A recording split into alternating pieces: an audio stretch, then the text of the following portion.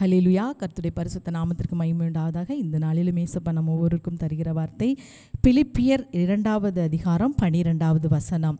ஆதலால் எனக்கு பிரியமானவர்களே, நீங்கள் எப்பொழுதும் கீழ்ப்படுகிறபடியே நான் உங்களுக்கு சமீபமாக இருக்கும்போது மாத்திரமல்ல, நான் தூரமாக இருக்கிற இப்பொழுதும் அதிக பயத்தோடும் நடுக்கத்தோடும் உங்கள் ரட்சிப்பு நிறைவேற பிரயாசப்படுங்கள். ஆமென். அருமையான தேவனுடைய பிள்ளைகளே, நம்ம ஒவ்வொருவருக்கும் இயேசப்பா இந்த காலை வேளையில் நம்மை ஞாபகப்படுத்துகிற காரியம், உங்கள் ரட்சிப்பு நிறைவேற பிரயாசப்படுங்களாமே. நாம் பிரயாசப்பட வேண்டும். இன்றைக்கும் நீங்கள் அநேக காரியத்தில் பிரயாசப்படுவீங்க.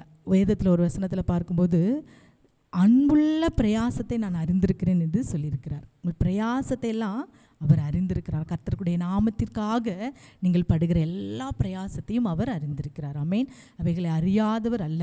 நீங்கள் கர்த்தருடைய நாமத்திற்காக படுகிற எல்லா அன்புள்ள பிரயாசங்களையும் அவர் அறிந்திருக்கிற தேவனாயிருக்கிறார். இந்த வேளையிலும் இன்னும் கூட என்ன செய்யணுமா, நாம் பயத்தோடும் நடுக்கத்தோடும் நம்முடைய ரட்சிப்பு நிறைவேற பிரயாசப்படுகிறோம். நம்ம எதுக்கெல்லாமோ இந்த உலகத்தில் பிரயாசப்படுகிறோம். நல்ல வேலையை கிடைக்கணும்னு பிரயாசப்படுறோம். நம்ம குடும்பம் நல்ல சந்தோஷமாக இருக்கணும், எல்லாம் நம்ம பிள்ளைகளுக்கு எல்லாம் இருக்கணும், நம்ம ஆசீர்வாதமாக இருக்கணும்னு சொல்லி எவ்வளவோ பிரயாசப்படுகிறோம். நம்ம உலக வாழ்க்கைக்காக, உலக காரியங்களுக்காக, உலகத்திலுள்ள இம்மைக்கான காரியத்திற்காக நாம் என்ன செய்கிறோம், பிரயாசப்படுகிறோம். சிலருக்கெல்லாம் பார்த்திங்கன்னா 24 மணி நேரம் கூட போதாது. வேலை வேலை வேலை, சாப்பிடக்கூட நேரம் இல்லாமல் உழைப்பு என்று சொல்லி பணத்தையும் பொருளையும் சேர்க்கிறதுலையே தங்கள் வாழ்க்கையை முடிந்து போய் கொண்டிருக்கிறது. இன்றைக்கு கர்த்தர் சொல்கிறத பாருங்கள். வேதம் நமக்கு சொல்கிறது, ரட்சிப்பு நிறைவேற பிரயாசப்படணுமா.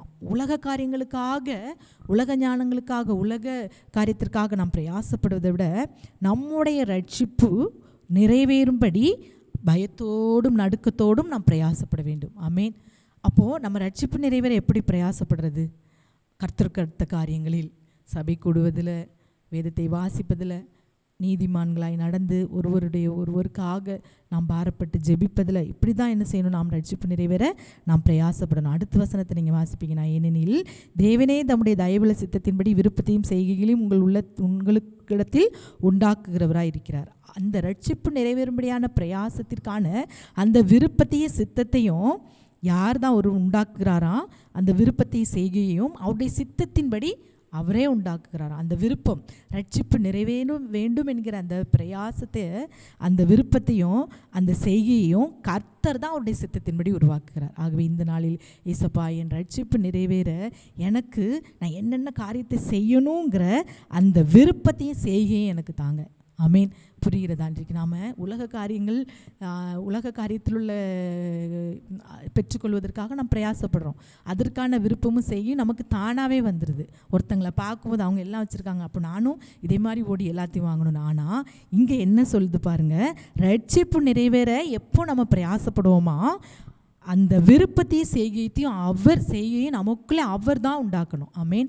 ஒரு ரட்சிப்பின் காரியத்திலே நாம் பிரயாசப்படுவது, ஒரு ரட்சிப்புக்கு அடுத்த காரியத்தில், கர்த்தருக்கு அடுத்த காரியத்தில் பிரயாசப்பட்டு ரட்சிப்புக்கிணரை ஓடுவதிலே அந்த செய்கையும் விருப்பத்தையும் ஏசப்பா தான் நமக்கு தர முடியும். ஆமேன். இந்த நாளில் அப்போ நாம் கேட்கணும், ஏசப்பா நீர் எனக்கு அந்த விருப்பத்தை செய்கையும் நீர் என் உள்ளத்தில் உம்முடைய சித்தத்தின்படி உண்டாக்குங்க, அப்போ நான் ஓடுவேன் என்று சொல்லி நாம் கேட்போம் என்றால், இந்த நாளில் கர்த்தர் நம் பயத்தோடு நடுக்கத்தோடும் நம் ரட்சிப்பு நிறைவேற நாம் பிரயாசப்படும்படியான அந்த செய்கையும் விருப்பத்தையும் அவருடைய சித்தத்தின்படி நமக்கு அருள அவர் உண்மையுள்ளவராக இருக்கிறார். அப்போ நாம் என்ன செய்யணும், நான் விரும்பணும், நான் ரட்சிப்புக்குள்ளே நான் ஓடணும். ஏசப்பா, நான் ரட்சிக்கப்பட்ட பிள்ளையாய் நான் ரட்சிப்பில் நான் வளரணும். அதுக்கான பிரயாசத்தை நான் இன்றைக்கில் இருந்து நான் செய்யணும். அடுத்தவங்க சொல்லல, ரட்சிப்புக்குள்ளான காரியங்கள்லாம் வேதத்தை வாசிப்பது, ஜெபிப்பது, தனி ஜெபம் பண்ணுவது, அதை நாம் தான் செய்யணும். மற்றவங்க சொல்லி இல்லாதபடி இந்த நாளில் நான் அதில் பிரயாசப்படுறேன். அப்படி நாம் கர்த்தருக்கடுத்த காரியத்தில் பிரயாசப்படும் போது அவர் உலக காரியங்களில், உலக காரியத்தில், படிப்பின் காரியமோ தொழிலின் காரியமோ எல்லாவற்றிலும் அவரே நம்மை உயர்த்துவார். நம்ம ஒன்றுமே செய்ய தேவையில்லை. அப்போ இந்த நாளில் நாம் கண்களை முடி ஜெபிக்கலாமா? அப்பாவை நாங்கள் நன்றியோடு ஸ்தோத்திரிக்கிறோம். இந்த நாளிலும் நீங்கள் ரட்சிப்பு நிறைவேற பிரயாசப்படுங்க என்று சொல்லிங்கப்பா.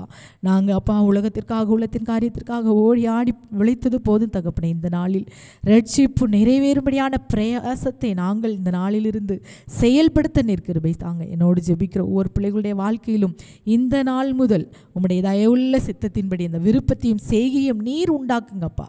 ரட்சிப்பு நிறைவேறும்படியான பிரயாசத்தை இந்த நாளில் நீர் கட்டளையிடுங்க. செய்கையும் விருப்பத்தையும் உண்டாக்குங்க. எங்கள் ஒவ்வொருவருக்கும் அந்த காரியத்தை நீர் தந்து நாங்கள் ரட்சிப்பை புதுப்பித்துக்கொள்ள நீர் கிருபை செய்யும். பெரிய காரியங்களை செய்யுங்க அப்பா. நாங்கள் எல்லாவற்றிலும் உமக்காக ஓட எங்களுக்கு நீர் கிருபை பாராட்டுங்க. இயேசுவின் நாமத்தில் ஜெபிக்கிறோம் எங்கள் நல்ல பிதாவே. ஆமேன், ஆமேன்.